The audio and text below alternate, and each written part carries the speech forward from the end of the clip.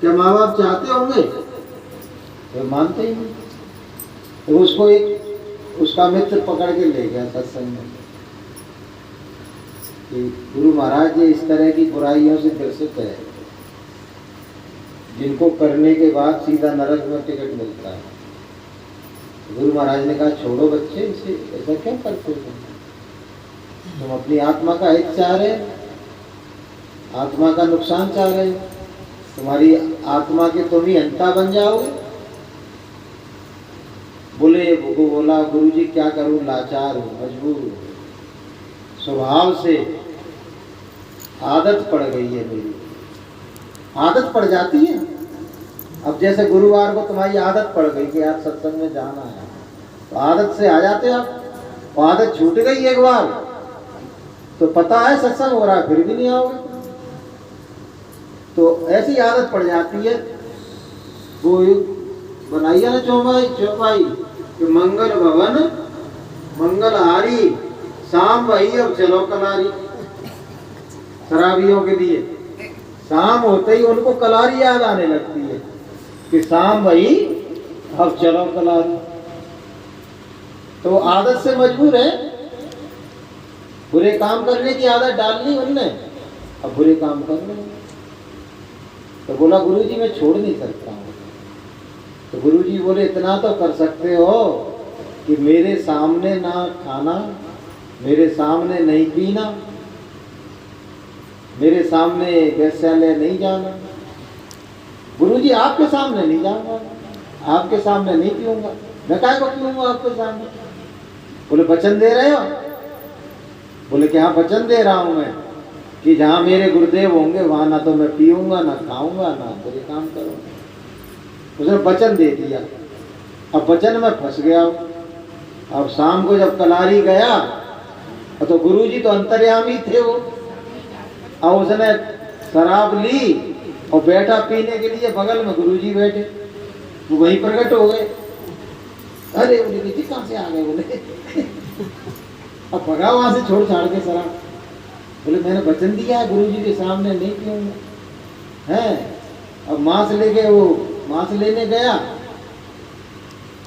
अब मांस लेके आया, अब घर में बनाने लगा, वहां गुरुदेव खड़े। अरे बोले कि कहां से आ गए? पीछे ही पड़ गए पर मेरे, जहां जाए वो वहां गुरुदेव प्रकट हो जाए। अब मैंने कहा अब तो छोड़ना ही पड़ेगा। अब कोई ऐसे गुरुदेव मिल गए जो मतलब जहां चाहे वहां प्रकट हो जाए। तो वहां ने फिर तोबा कर ली, क्या अब मैं नहीं पी नहीं सकता हूं, खा नहीं सकता हूं। अब उसे मजबूरन छोड़ना पड़े। तो ऐसे गुरुजी मिल जाए तो छूट जाएगी ना। अब माँ बाप की तो आज्ञा मान नहीं रहा था वो, लेकिन गुरुजी ने उसकी शराब और कबाब और व्यभिचार सब छुड़ा दिया। तो आत्मा का हित गुरुदेव ही कर सकते हैं और देह का हित माँ बाप करते हैं। तो जो हमारा हित चाहे उससे प्रेम करना चाहिए कि नहीं करना चाहिए? बोलो। करना चाहिए। जो हमारा हित चाह रहा है।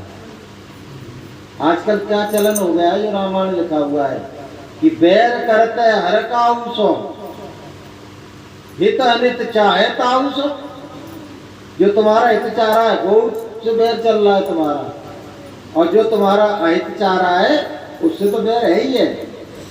और जो हित चाह रहा है उससे भी तुम्हारा, अगर तुमने किसी से अच्छी बात कह दी तो वो तुम मतलब उसको बर्दाश्त नहीं है। ऐसा मुझे टोका लगा दिया तुम। तो बहनों भाइयों, अपना हित चाहो, अपना आत्म कल्याण चाहो और गुरुदेव को अपना मानो और उनसे प्रेम करो। ये सत्संग, ये भजन, ये बंदगी, ये सेवा साधन काय के लिए है कि हमारा प्रेम गुरु के चरणों में हो जाए, जिससे हमारी आत्मा का कल्याण आगे और हो जाए।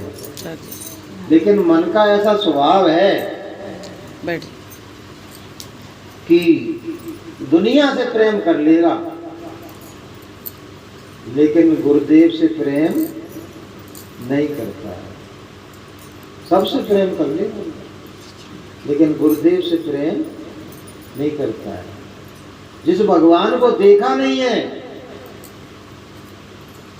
उसके लिए राग अलापेगा, और जो गुरुदेव के वचन भी सुने हैं, दर्शन भी किए हैं,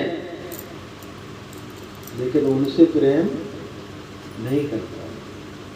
तो गुरुदेव क्या कह रहे हैं कि तुम्हारी स्वयं की मेहनत से कुछ होने वाला नहीं है।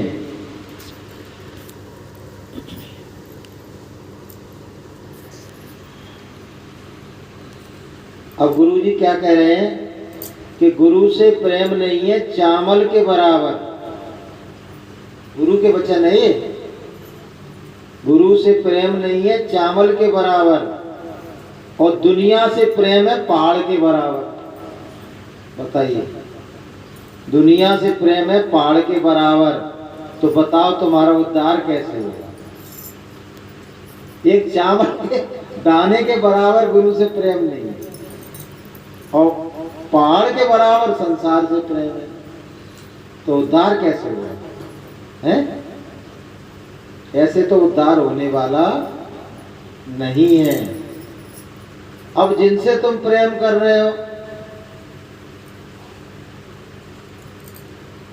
वो तुमसे प्रेम कर रहे हैं, वो तुम्हारे प्रेम में ग्रसित हैं, तुम उनके प्रेम में ग्रसित हैं। परिणाम क्या होगा? तुम्हारा भी पुनर्जन्म हो जाएगा और उसका भी पुनर्जन्म हो जाएगा। जहां आशा वहां वासा। संसार की भावना लेके मरोगे तो संसार में ही वापस आना पड़ेगा। लेकिन ये देखिए, आप अपने बच्चों को हृदय में बसा के दुनिया से विदा हुए, या परिवार को बसा के विदा हुए, आज मेरा परिवार छूट रहा है।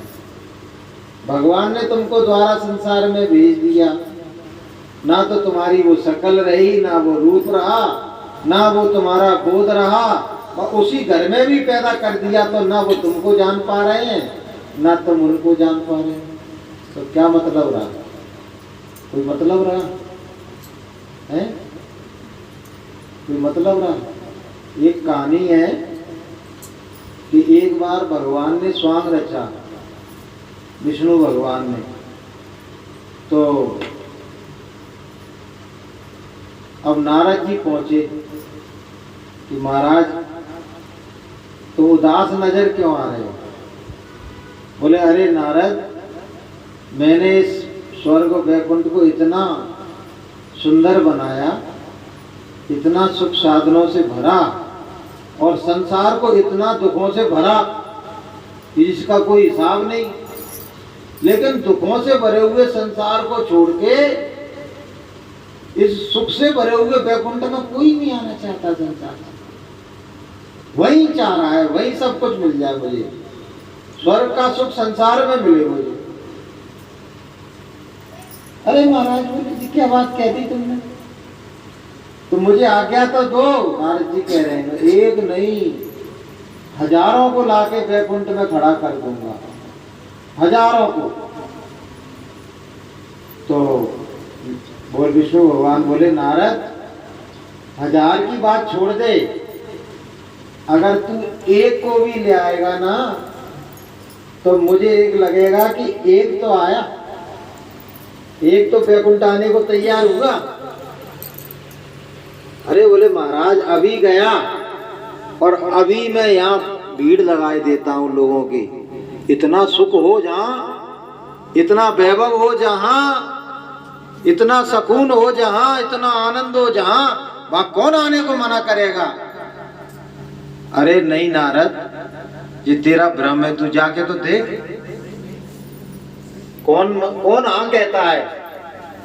तुझे ये अफसोस होगा कि कौन हाँ कहता है।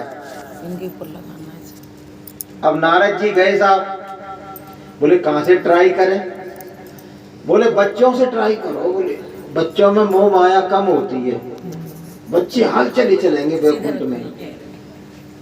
अब बच्चे बेचारे वहां से स्कूल से छूटे थे, जब स्कूल से छूटते उनको बड़ा अच्छा लगता है, छुट्टी हो गई, चलो घर चलो घर चलो। अब वो जब गए, नारद जी बोले बेटा इधर आओ, एक बहुत बढ़िया अच्छी बात बताऊंगा तुमको।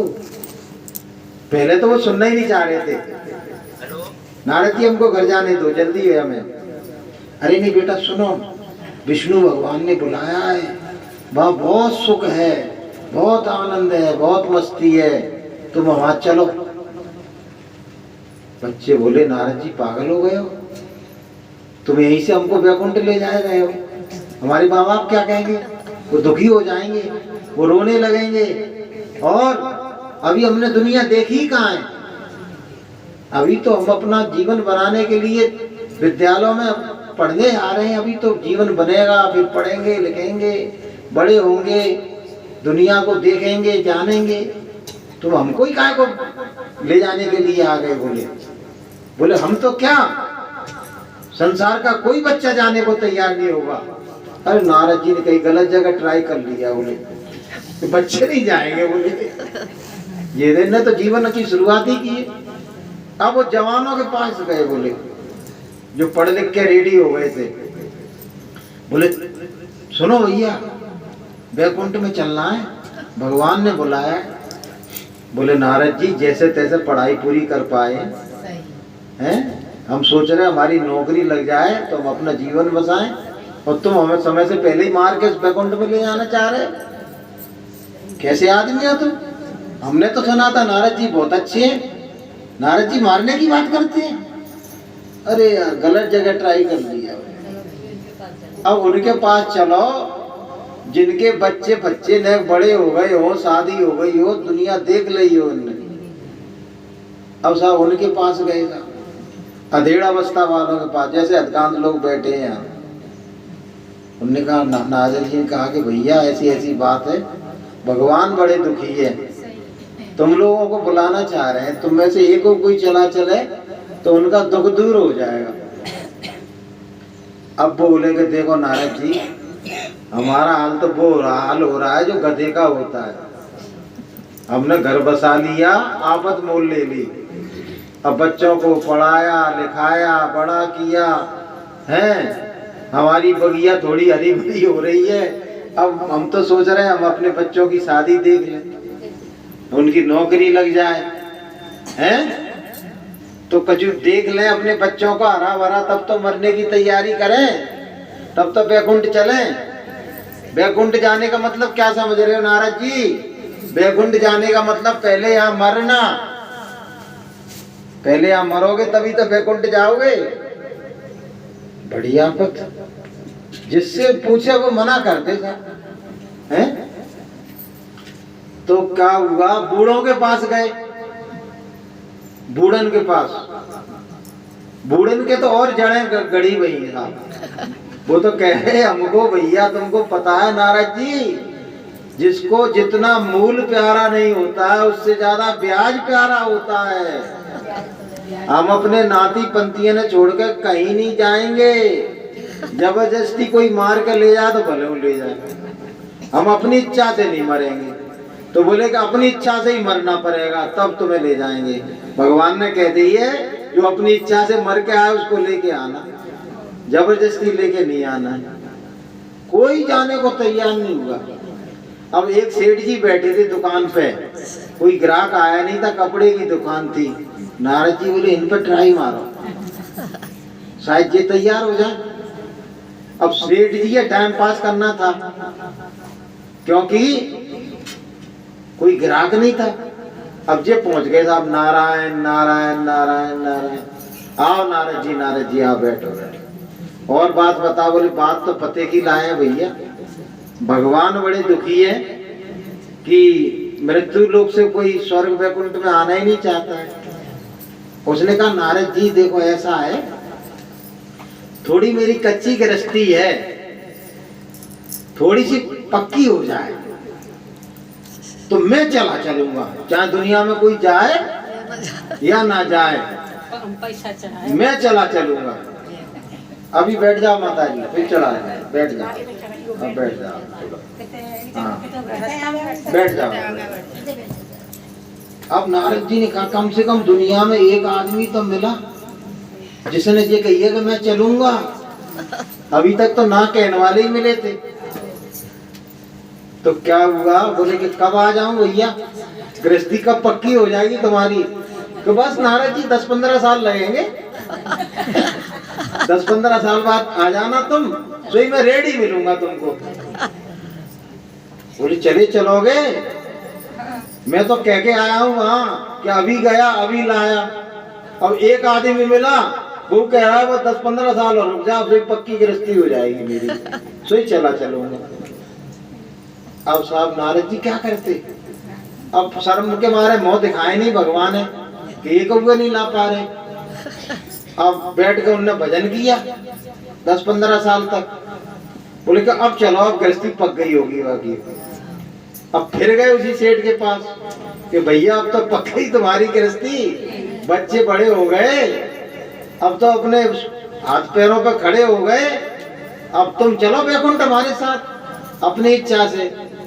अरे नारद जी क्या बताऊं, बच्चे तो बड़े हो गए कि ऐसे नालायक निकले कि अगर मैं दुकान पे आऊं तो बिक्री होगी, और बच्चे इतने आलसी हैं कि ना समय से जगना, ना समय से नहाना, ना समय से खाना, और ना समय से दुकान पे आना। बड़े होने से क्या हुआ, तो किसी कर्म का ही नहीं निकले।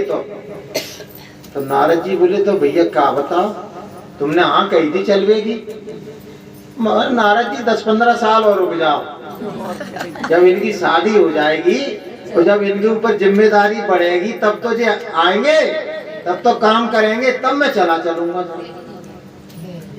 अब भैया 10-15 साल और नारद जी रुकना पड़ा था, हैं? तब तक पता पड़ा सेठ जी बूढ़े होके मर गए।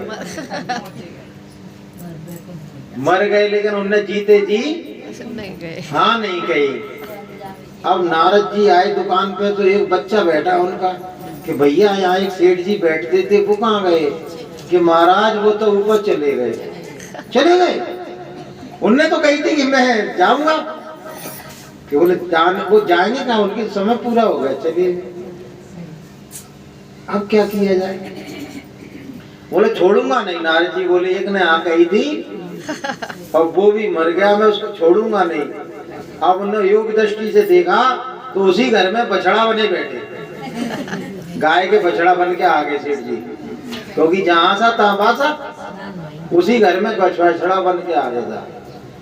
अब नारद जी ने योग दृष्टि से बात की कि तुमने हाँ कही थी वैकुंठ चलने की, अब भी हाँ कह दो तो मैं तुम्हें इस योनि से मुक्ति दिला दूंगा और तुमको स्वर्ग में ले जाऊंगा। नारद वो बोले कि देखो नारद जी ऐसी बात है, तुम्हें मैंने पहले ही बताया था मेरे बच्चे आराम ही निकले हैं, काम काज कुछ करते नहीं है। अब मैं थोड़ा बड़ा हो जाऊंगा तो बैल बन जाऊंगा। मैंने अपने समय को जमीन खरीद ली थी, तो उसमें थोड़ा जुतूंगा तो खेती बाड़ी होगी, तब इन दुष्टन का पेट भरेगा। हैं? थोड़ा और रुक जाओ नारद जी। अब भैया नारद जी रुके कितना, जब वो अब उगा बैल भी बना साहब, माने खेती बाड़ी भी की सबकी हैं। तो नारद जी द्वारा लौट के आए तो बैल महाराज मर गए हैं। तो फिर देखा योग दृष्टि से तो उसी घर में कुत्ता बना बैठा, वो कुत्ता बना बैठा। नारद जी ने कहा देख तू इंसान से बैल बना, बैल से कुत्ता बना, अब हाँ कह दे तो अभी मैं तुझे वैकुंठ ले चलूं। बोले कि नारद जी देखो ऐसा है, जमाना खराब आ गया है, तुम समझते नहीं हो। मेरे बच्चे कभी कभी घर में दरवाजा लगाना भी भूल जाते हैं। मैं बाहर बैठा रहता हूँ, भौंकता रहता हूँ, मजाल है किसी की कोई घर में घुसे आए। मेरी वजह से गृहस्थी चल रही है ये। नारद जी बोले ये नहीं जाएगा। बोले भैया कब चलोगे? बस थोड़ा सा और रुक जाओ, मेरे बच्चे थोड़े जिम्मेदारी समझने लगे तब चलूंगा। वो नहीं गए भैया। अब एक कथा बता रही है कि वो बनते बनते फिर बिल्ला बना, फिर और बना, कुछ और बना, और अंत में अपनी घर की नाली का कीड़ा बना। अब उस नाली, घर की नाली में यहाँ से वहां तक चला जाता था और वहां से यहाँ तक आ जाता था। नारद जी आए तो योग दृष्टि से उसने देखा, अरे गजब हो गया। बोले सेठ जी कीड़ा बने नाली में घूम रहे हैं। नारद जी ने कहा, योग दृष्टि से बात की, देख भैया सेठ, तेरी कैसी दुर्गति हो गई कि कहाँ इंसान था तू, कहाँ उसी की घर की नाली में तो कीड़ा बना, गंदी नाली में इधर से उधर घूम रहा है। अब तो हाँ कह दे।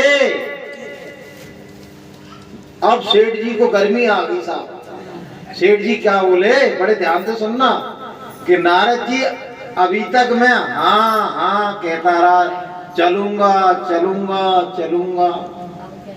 अब मैं पक्की बात कह रहा हूं, क्या पूरी दुनिया में मैं ही मिला हूं तुम्हें बैकुंठ में ले जाने के लिए? मेरे पीछे क्यों पड़े हो तुम? मैं यहाँ से वहां तक जाता हूँ, वहां से यहाँ तक आता हूँ, अपनी हरी भरी बगिया को देखता रहता हूँ, मेरा दिल प्रफुल्लित रहता है, और तुम मेरे पीछे ही पड़े हो। आज सुन लो, मैं कीड़ा से कुछ और भी बन जाऊं, लेकिन दोबारा मेरे पास तुम नहीं आना। मैं बैकुंठ जाने को तैयार नहीं हूं। ये हमारी स्थिति है कि हमारी कितनी भी दुर्गति हो जाए संसार में, चाहे कितने भी दुख आ जाए, चाहे कितनी भी गरीबी आ जाए, चाहे 1000 बीमारियां हमारे ऊपर लग जाएं, लेकिन हम भगवान की ओर मुड़ने को तैयार नहीं है। संसार में ही रमे रहेंगे, संसार में ही फंसे रहेंगे, संसार की ओर ही अपना मुख करे रहेंगे। इसलिए बहनों भाइयों, जो बस सेठ की दुर्गति भाई ऐसी अपनी कराना चाहते हो तो संसार में ही रमण करो, और नहीं कराना चाहते हो तो भगवान की ओर मुख कर लो, गुरुदेव की ओर मुख कर लो। गुरुदेव तुम्हारा, जैसे नारद जी वो जीव को बैकुंठ ले जाने के लिए आए थे, उसी तरह से गुरु भगवान तुमको सत्यलोक ले जाने के लिए आए हैं। बोलिए प्रेम से। लेकिन हम क्या कर रहे हैं कि गुरु आते रहे लेवाने को, हम तैयार हुए ना जाने को। तैयारी कोई तैयार नहीं है, भगवान के जाने को कोई तैयार नहीं है। इसी संसार सागर में बुरी से बुरी अवस्था में जीना पसंद कर रहे हैं, लेकिन भगवान के घर में जाने को कोई तैयार नहीं है। इसीलिए थोड़ा अपने मन को बदलो, अपने मन की धारणा को बदलो, संकल्प लो कि हमको जीते जी गुरुदेव के चरणों में लग के अपने घर सत्यलोक जाना है। ऐसा भाव बनाओ अपने अंदर। जहां भाव बन जाएगा, जहां चाह बन जाएगी, वहां राह आसान हो जाएगी। चाह नहीं है तो राह नहीं, चाह बन जाएगी। गुरु महाराज कहते हैं पहले चाह बनाओ कि सत्यलोक जाना है, मुझे अपने घर जाना है, मुझे परमानंद के धाम में जाना है, तब तो वो राह खुलेगी तुम्हारी। और इसी संसार के लिए रो रहे हो, झगड़ रहे हो, व्याकुल हो रहे हो। तुम चाहो ना चाहो, तुम्हारे चाहने से कुछ नहीं होता है। ना चाहते हुए तुमको एक दिन संसार को छोड़ना पड़ेगा। कि तू नहीं छोड़ेगा दुनिया को, दुनिया तुझको छोड़ेगी। एक दिन मरघट पर ले जाकर तुझसे नाता तोड़ेगी। एक दिन मरघट पर ले जाके नाता तोड़ के आ जाएगी कि आज से तुम्हारा हमारा रिश्ता खत्म, और कोई हमारे साथ जाने वाला। तू नहीं छोड़ेगा दुनिया को, तू नहीं छोड़ेगा तो दुनिया तुझे छोड़ देगी। लेकिन संत क्या कहते हैं, दुनिया में जो जबरदस्ती दुनिया से निकाले जाते हैं कि गेट आउट, शो में भाग जाओ यहाँ से, तुम्हारा समय पूरा हो गया, निकलो, मकान खाली करो, अब मार मार के जूता, अब मार मार के हथियार तुमको, तुम्हारी आत्मा को निकाला जाता है, तो दुर्गति होके यहां से जाती है। लेकिन जो स्वेच्छा से भगवान की ओर मुख कर लेते हैं, जो स्वेच्छा से गुरुदेव के चरणों में अनुराग कर लेते हैं, उनकी यहाँ भी जय जयकार होती है और वहाँ भी उनकी जय जयकार होती है। दुनिया में उन्हीं की जय जयकार होती है जो अपना मन बना लेते हैं भगवान के यहाँ जाने का, नहीं तो हमारी जय जयकार होने वाली नहीं है। यहाँ से जब दुनिया में आए तब रोते हुए आए, और जब दुनिया से गए तब रोते हुए गए, और दुनिया में रहे तब रोते रहे। क्या रोने को जीवन मिला था? अरे दुनिया के तमाम जीवन तो रोने के लिए ही भगवान देता है, लेकिन मनुष्य जीवन रोने को नहीं दिया है। मनुष्य जीवन परमात्मा ने सारे दुखों से निवृत्ति के लिए दिया है कि तुम ऐसा काम करो, अब की बार ऐसा भजन करो, अब की बार गुरु से ऐसा प्रेम करो कि सारे दुखों से सर्वदा के लिए तुमको निवृत्ति हो जाए। बोलिए प्रेम से जय गुरुदेव। तो जय